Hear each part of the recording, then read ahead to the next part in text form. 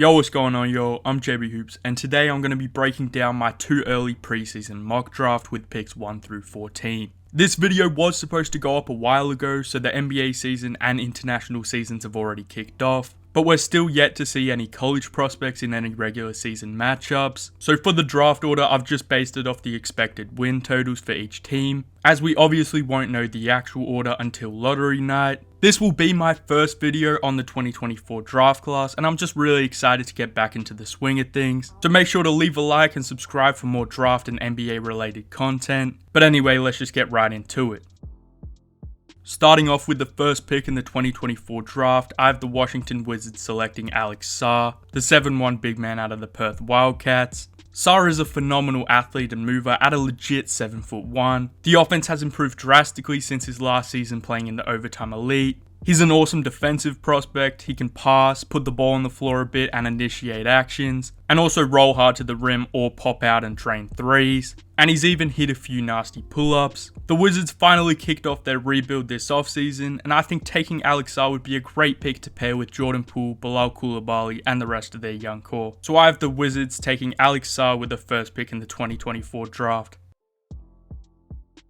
With the second overall pick, I have the Trailblazers taking Ron Holland II, the 6'8" wing out of the G League Ignite. Holland is a special defensive prospect with awesome tools and movement ability, and he would fit in perfectly alongside Scoot Henderson, Shaedon Sharpe, DeAndre Ayton, and the rest of the Blazers' key players. The athleticism pops on both ends of the floor, he's a killer in transition, and a great finisher around the cup, and the jump shot is also clean up top. His handle has a long ways to go, and overall Ron is still very raw, so he'll definitely have his struggles in the G League, but the opportunity to compete against pros and grown men will be super beneficial, and he's going to get a lot better. So I have the Blazers taking Ron Holland with the second pick in the draft.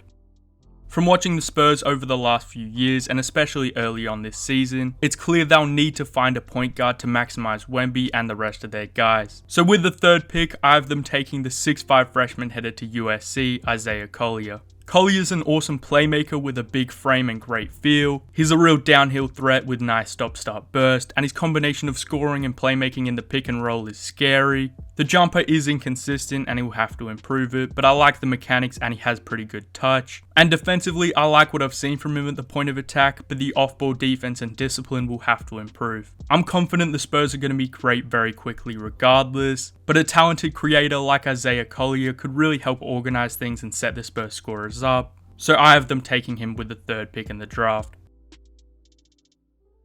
Next up with the fourth pick, we have Detroit. The Pistons could go in a lot of different directions with this pick. Their young core is awesome, but in this mock I have them taking Martis Buzelis, the 6'10" wing out of the G League Ignite. Martis is a super skilled player with a smooth shooting stroke and a nice all-around game. He can pass, handle, and make an impact defensively with his length, feel, and activity. He will have to get a lot stronger and find ways to create easier looks for himself, but when he's on, Martis is a really special talent, and he would fit in perfectly alongside Cade, Ivy, Asar, and Jalen Duren. So I have the Pistons going with Martis Buzelis at 4. The Hornets are up next with the 5th pick. Brandon Miller and LaMelo Ball are both very good players with similar limitations with their struggles getting to and finishing inside. So I have them taking the 6'4" Kentucky freshman DJ Wagner. DJ has zero issues creating advantages off the dribble and getting downhill. He has ridiculous burst, a nice handle, and his skill set would fit in really nicely in Charlotte. The shooting and shot making are still coming around, but he's confident, has soft touch, and he's able to create a lot of easy looks for himself. I'm also a big fan of how he competes defensively, sliding his feet, taking good angles, and using his length and quick hands. He can be a bit frantic and will have to continue to improve as a passer and decision maker to be an engine at the next level. But I love DJ Wagner's upside and really think he could be a number 1 pick type of talent, but for now I have the Hornets taking him at 5. The Thunder are on the clock at 6 with the Rockets pick, and I have them going with DJ's teammate, the 6'8" freshman headed to Kentucky, Justin Edwards. The Thunder have a great young team and are going to be very competitive, but they could really use a big wing. And Justin Edwards is a guy who I think will immediately be able to earn minutes with his high-level shooting and defensive versatility. Edwards can put the ball on the floor, attack the basket, and bring value off the ball. He will have to get stronger and is quite a bit older for a freshman, similar to Brandon Miller from this past draft. But he's a very talented player with a coveted skill set, so I have the Thunder taking him with the 6th pick in the draft. With the 7th pick, I have the Utah Jazz going with Garway Dual, the 6'5 freshman headed to Providence. Dual is a super impressive guard defender with some nice playmaking abilities, and he'd form a really tough young backcourt duo with Keontae George as the Jazz move forward in their rebuild. Garway exhibits his effortless athleticism on both ends of the floor with his freaky rotations, burst, decel and vertical pop. He will obviously need to get a lot stronger, as the lack of strength significantly impacts several areas of his game, and he will also need to be more of a willing shooter, but I really love Dual's game and think his upside is worth taking a swing on with the 7th pick for a team like the Jazz. The Spurs are back at 8 with the Raptors pick, and I have them going with Stephon Castle, the 6'6 freshman headed to UConn. In this mock, the Spurs took Isaiah Collier at 3, and I think Stephon Castle would be a phenomenal pick to put next to him in the backcourt.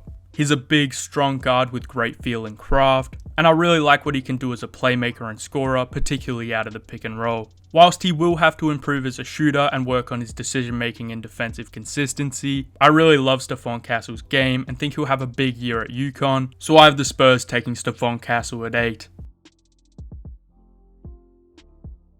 The Rockets are on the clock at 9 with the Nets pick, and I have them going with the 6'5 freshman headed to Baylor, Jacoby Walter. Walter is a prototypical 3-and-D wing with some real juice off the bounce. He can play in the pick and roll, is a very solid passer, and I really love what he does defensively both on the ball and especially in help. The Rockets already have a ton of young talent, so with this pick I'm kind of just going best available, and whilst Jacoby definitely has work to do on his body and finishing, I think he's going to have a great year on a very talented Baylor team, and he could definitely go as high as the top 5 come draft night. But for now, I have the Rockets taking Jacoby Walter at 9. Next up at 10, I have the Bulls taking Nikola Topic, the 6'6 guard playing for Mega. Topic is a crafty scorer and playmaker at 6'6 who's putting up ridiculous numbers in the Adriatic League. I believe the Bulls need to blow it up, and projecting Topic's NBA role will be a bit difficult, so this might be a bit of a more risky pick. But I personally love his upside. Topic is a walking paint touch, makes some jaw-dropping passes, and could be one of the best guards in the class. The shooting and defense will have to be better, and the decision making can be a bit shaky, but I love what I've seen from him so far, so I have the Bulls taking Nikola Topic at 10.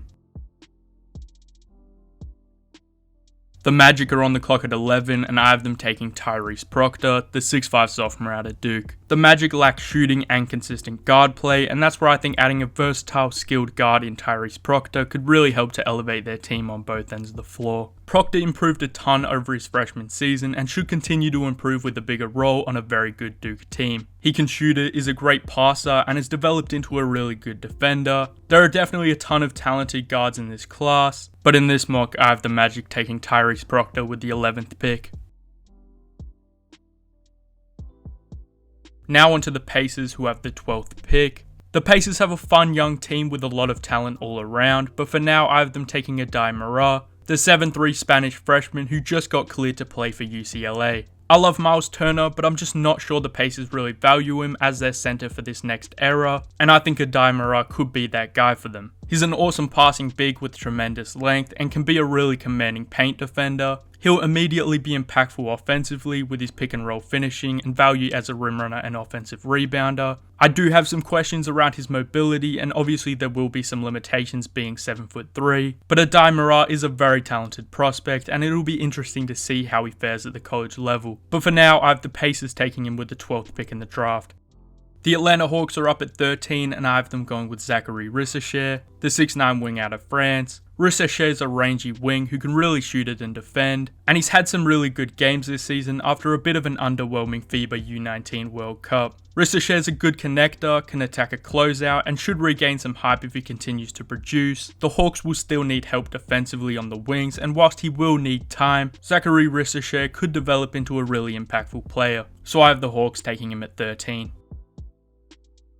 With the 14th pick, I have the Grizzlies selecting Donovan Clingan, the 7'2 sophomore out of UConn. The Grizzlies have really struggled without Ja, Steven Adams and Brandon Clark, and losing a few guys in the offseason really hurt as well. And as of this recording, they're 0-6, but that's where I think a big body bruiser like Donovan Clingan could really help. He's a great drop and interior defender with incredible timing and instincts, and posted an absurd 14.4 block percentage. He's also a great rebounder and a super efficient inside scorer. He definitely has some things to clean up and he is a bit limited, but Clingan just gets it done on both ends of the floor and really makes sense as the big next to Jaren long term. So I have the Grizzlies taking Donovan Clingan at 14.